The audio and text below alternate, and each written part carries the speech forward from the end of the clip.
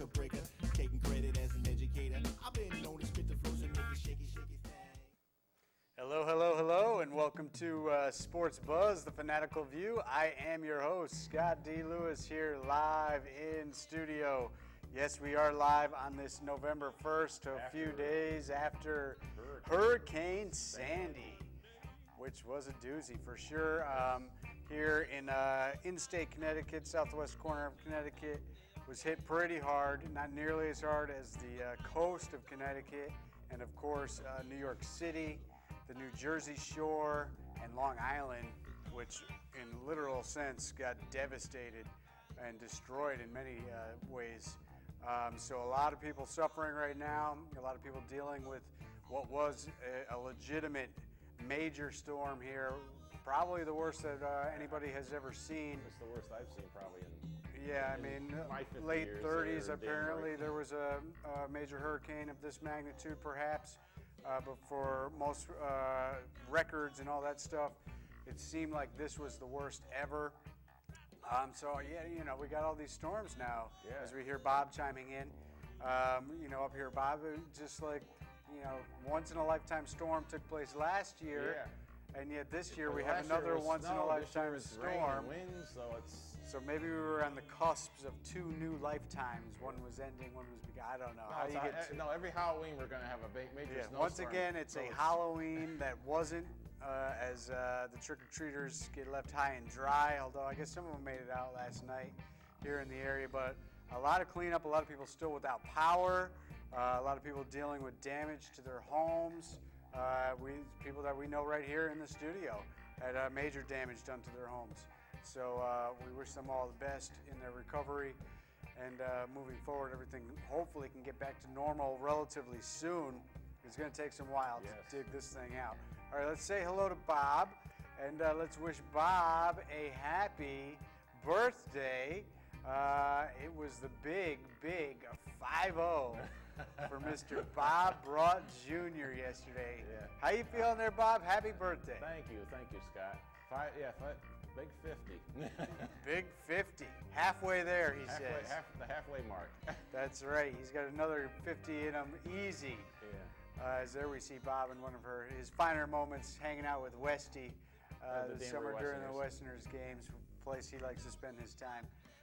But happy birthday to Bob. Of course, you know Bob's show Spotlight On is Tuesday nights at 9, Wednesdays at 12 in the afternoon re-airs. So you can always check him out there. He's bringing you great entertainment. And I'm sure he'll be bringing you some Whalers action as the season got underway. Before we get to that, let's quick mention in the studio, Mr. Mike Toohey with his show, Expose Cinema, Friday nights at 10 and Wednesdays at 1 o'clock. Plus, he's got a big special coming up this Wednesday evening from 7 to 9. And perhaps he's going to run 3 hours, 7 to 10. The 3 hours is there for the taking. 8 to 9. Only 1 hour special. He's going to do, okay, well, 8 to 9. Confirmation. He might want to let me know that since he's asking me to be on the show. And that's not what he told me. But anyways, that's a whole nother issue. So a live show special, election after, day after the... might be waking up. Day after the election, look for his show. There'll be a lot of Comcast personalities joining him, I'm sure, on the air and also behind the scenes as we bring you information about the major election that's going to take place. And this is going to be an interesting election, especially in this area. Yeah. I mean, it was already interesting, but you know, with the power outages, and there's no way everybody's going to have power back by Tuesday. Connecticut, New Jersey, New York, not really battleground states. The president has comfortable leads in these areas, so hopefully it won't mess with the election. But there could be some people that are frantic trying to get their vote in come Tuesday, and also people just trying to watch the coverage of the election to see what's happening, maybe not be able to turn on their TVs because the power could still be out. And also, speaking of politics, local politics, and other things happening in the Danbury area, John Neumeiler is back in studio. And his show, of course, Danbury Live, Saturdays at 7, Tuesdays at 11. got the full crew back. We do have the full crew back, and let's give a quick shout out to Fatty Roots. I'm sure the music is Yes. playing in the background. I got to check out Fatty Roots at a great Halloween party this weekend, Saturday night before the storm hit, and they were as good as ever. Check your local listings. They're How about around Mr. town. Dick Lexus? Have you heard anything from him? You know, the triple man. the minivan Lexus, those triplets is taking him out of the mix. Yeah. Don't hear much from Dick Lexus these days, but he's around. His kids are doing good. So that's that with the music scene. All right, Whalers, Bob, had a nice Whalers. start to the season. Actually, you called in live last week. So And they knocked off the Outlaws, the defending FHL champs, 5-1 on opening night for the Whalers. yes, they did. Nice performance. Then they come back home Saturday night. And everything went to pieces. Cape Codders up 3-1, and they blow the lead, go to overtime, lose in overtime 4-3. And you're telling me the coach, not surprisingly, blew a gasket. Yes, he blew a major gasket. Is he pining for an early season Yeah, suspension? Yeah. We know he's no stranger to suspensions. Yes. We know he's no stranger to dust-ups. He really wanted to rip the referee's head off. Unhappy. But they come home again this Saturday. That game is on. They will be playing Saturday night against Dayton. This so is the you can first get- time we'll see Dayton, too, because they're a new team to the league. New team so. to the league, so we check out Dayton on Saturday night down at the Denver Ice Arena, which has power, and they will be hosting that game there. And we also just got a little bit of interesting information from a Sound Tigers fan friend of mine. Sent me a little message just moments ago before we came on. The Sound Tigers have announced that the games this weekend, in honor of Hurricane Sandy and people having problems, a little diversion perhaps, they have announced the games this weekend are free down there in Bridgeport, and Bridgeport took a beating from Hurricane Sandy for sure. But they, I guess the arena is up and running there, and you can go check out the Sound Tigers this weekend for free. So that's interesting that we heard that. All right, that's the local hockey news. Let's move quickly to Major League Baseball as we wrap things up. Yeah, it was a fast wrap-up, too. Everything got wrapped up even before the hurricane hit. Yeah, they didn't want to deal with Hurricane Sandy. They didn't want to have any power outages, anything happening in Detroit. They wrapped things up. San Francisco, sweep treat.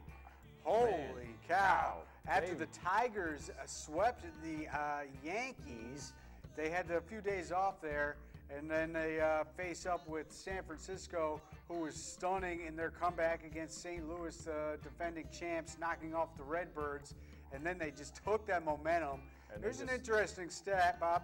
A team that entered the World Series having swept their opponent, Right. going against a team that had to play 7 games, Right. has never won. Right. It's always the team that had to go 7 that was able to then take that momentum in and win. Right. So that's an interesting stat for you right there. But it was all San Francisco. I mean, you know, we talked about this in the earlier rounds in the playoffs. Right. The American League did not hit at all. No. We know that the Tigers swept the Yankees. You know, their pitching was slightly better than the Yankees, and their hitting was slightly better, but they didn't even really hit in that No. series. It was the Yankees just couldn't hit at all. No. And even against the A's, there wasn't much offense. The Baltimore Yankees series, no offense in that series. None whatsoever. So the National League, which has now won, I think it's 4 out of the last 5. And they've also won, I think, the 4 3 straight from the All-Star games as well. All-Star games now. They've been winning in the All-Star game after there was a long run of American League wins there. So they're getting home field advantage by winning in the All-Star game.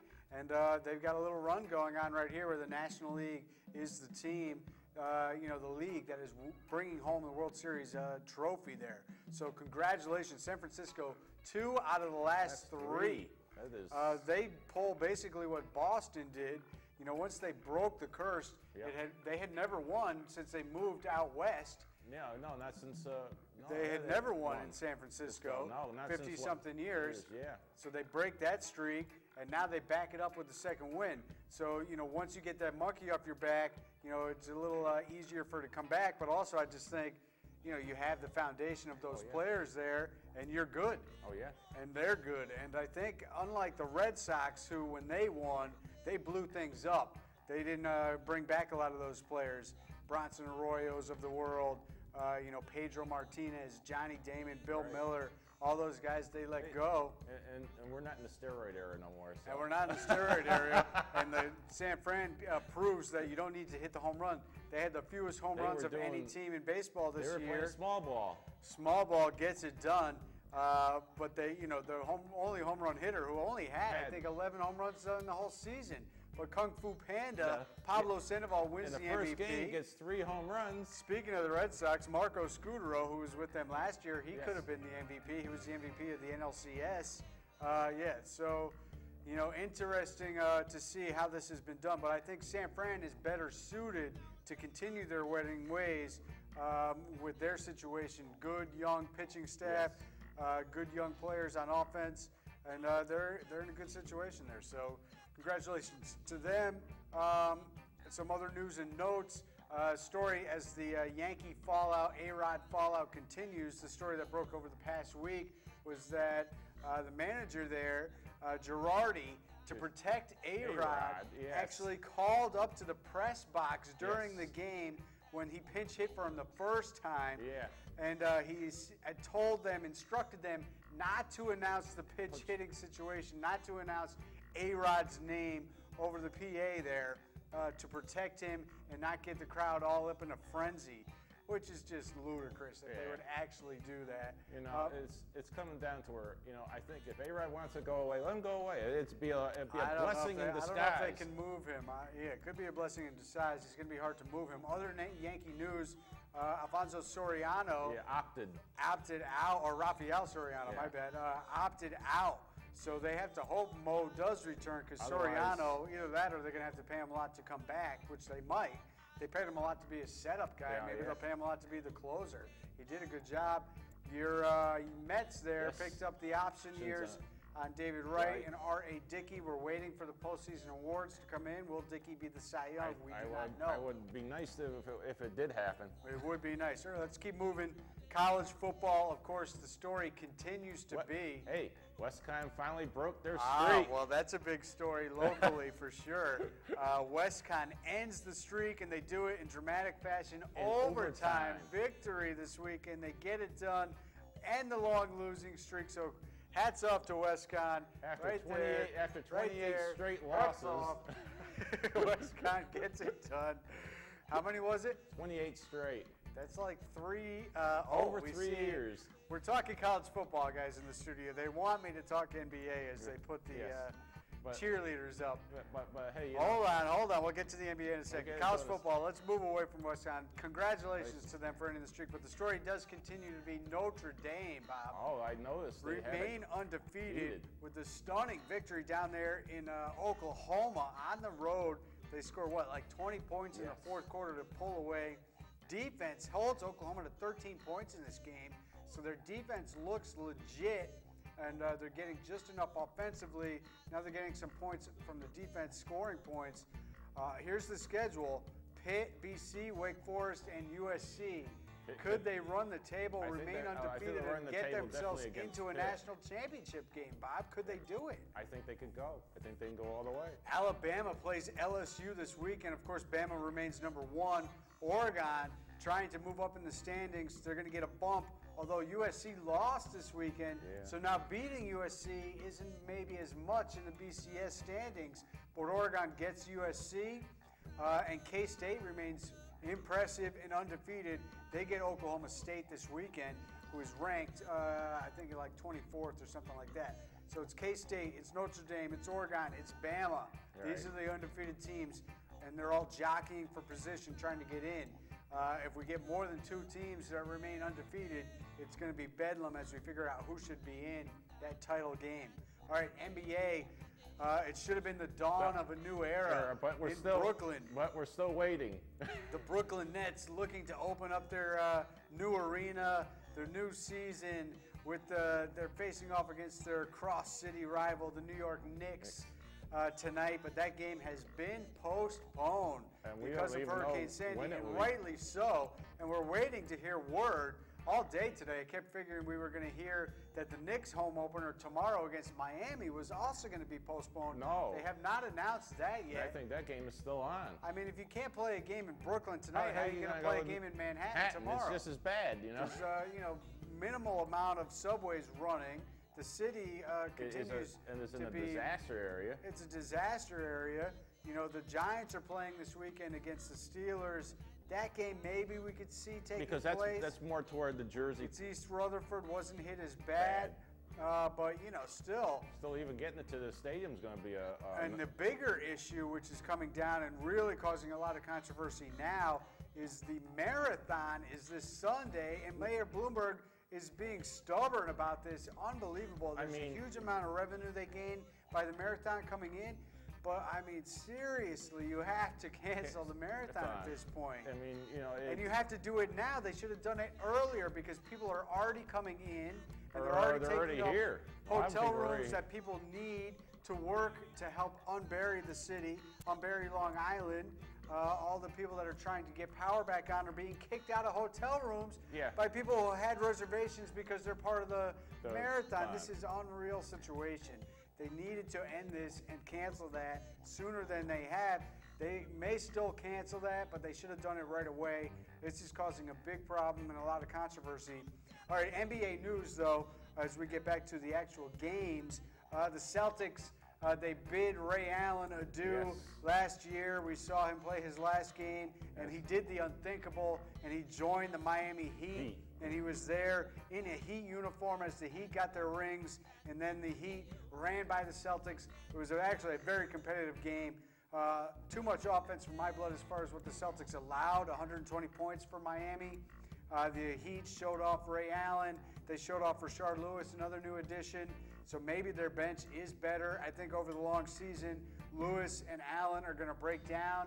Allen, of course, had a great game against his Celtics the other night. He was snubbed by everybody but Doc Rivers. Yes. They all just walked away. They didn't know Garnett he did not acknowledge him at all. Of course, Garnett has said that he lost Ray Allen's phone number. He is not his friend anymore.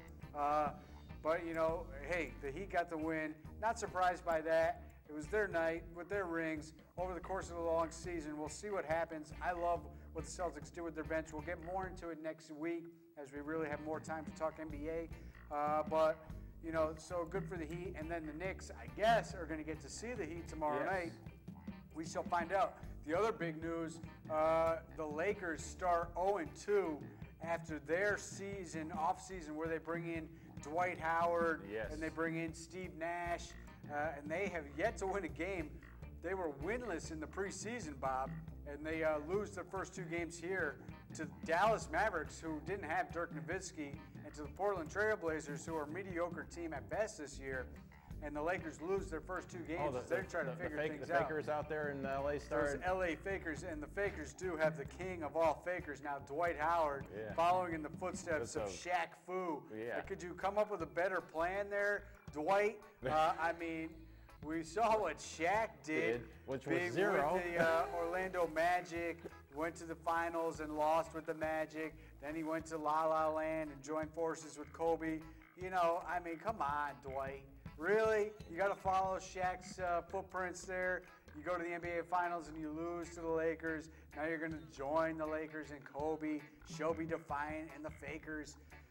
That's really weak on Dwight's part. And we'll see if he ends up being healthy at all. He's recovering from back surgery. His back was cut open and operated on.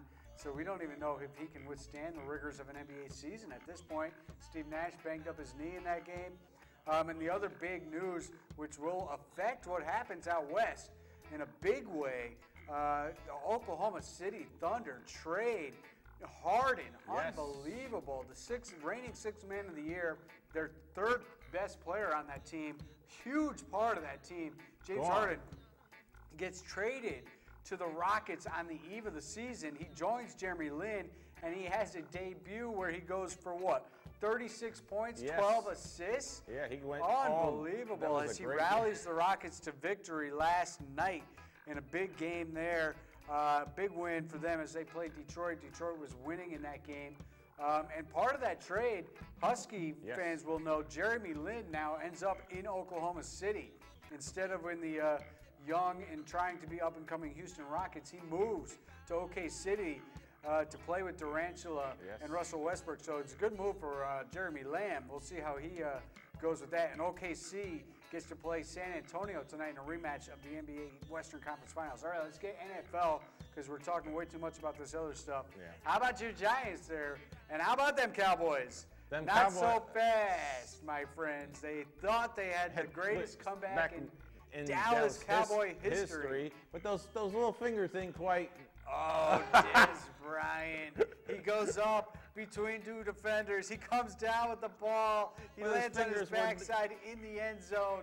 But his hand was tickling the twine. Not really the twine, the paint. The chalk on the end zone. And the Cowboys go from jubilation to stunning disbelief. I was watching the end of this game. My wife walked into the room to see the play, and she said, wow, that was quite a play. And immediately I said, he was out of bounds. Yeah. I saw it live. I knew he did not come in bounds. And sure enough, they go to the replay. His hand, just a fraction of an inch out of bounds. And the Cowboy fans let it be known. They were like stunned. I mean, it was a great job by the Cowboys coming back, but I mean, the Cowboys with all their turnovers and their play calling. On 3rd and 1, before that last possession, amazingly, they got the ball back, which set up that frantic final 16 seconds when they got off like 4 plays. Well, the first half of the game. All Giants, all turnovers. Tony Romo throwing the ball. He was throwing blue. He was looking for blue, and that's all he was throwing to. And they take a 23-0 lead, and then the Giants blow that lead. The Cowboys come all the way back to take a 24-23 lead. The Giants then take a 2-point lead on a field goal, and then Felix Jones fumbles it away when he runs into his own guy, and the Giants then built that lead to 5 with the addition of another field goal before the Cowboys almost were able to come back and win it. But they do not. The Giants sitting pretty now, looking very good in the standings at 6-2. And they get the Steelers this weekend. Hopefully the Steelers won't bring in those throwback uniforms, which were hideous. They're terrible. Oh, those were bad. But the Steelers now quietly have won 2 in a row. They're getting healthier by the week. It could be a tough game here this weekend. The Giants, of course, dealing with the Hurricane Sandy conditions. A lot of their players have no power at home. We'll see if that rubs off. And really, the Giants, they should have lost to the Redskins. And they easily should have lost this game to the Cowboys. So, I mean, they're still record-wise looking good. They're pulling out wins. How long, Bob, can you continue to pull these wins out? Well, hey, we're just like the amazing Mets. We do some amazing things. Every week, it's like the Giants just get gift after gift after gift, and they do plenty of good things to get those gifts. But still, you cannot continue to live on the edge like this, Bob. Hey, come on. At some point, the worm is going to turn, and the luckiest team in the NFL will not be getting those lucky breaks. You always know that New York is always living on the edge. Living on the edge. All right, New England traveled to England, and maybe they should play the rest of their games in London because they finally got that offense cranked up. That was an interesting game. Not so much as they ram tough, more like ram soft. Yeah. St. Louis, not so good out there in London as the Patriots steamrolled the Rams. Great performance. The offense clicked on all cylinders. Running game was back in action. Passing game was back in action. And the defense gave up an opening drive, and after that it was shut down city for the Patriots. So they look good heading into the bye. And then how about this, Bob? All that trash talk by those New York Jets, Jets. Should we start it right now? Yeah, let's go at it. Just end the season at this point, 3-5. Talked all that trash, and the Dolphins come in and just beat the living you-know-what out of the Jets this weekend. It was ugly. Those fans with Hurricane Sandy fast approaching, sitting there at halftime being like, why am I here at this game? I should be going home and getting ready and getting safe, because the Jets were pathetic. And, how about Coach Sexy Rusty? He's pulling a Cam Newton, asking for suggestions, opening up the suggestion box. I'm open to suggestions on what we need to do. I know what they need to do. You're the head man, Rex. Get rid of Sanchez and bring in Tebow. He says no coaching change.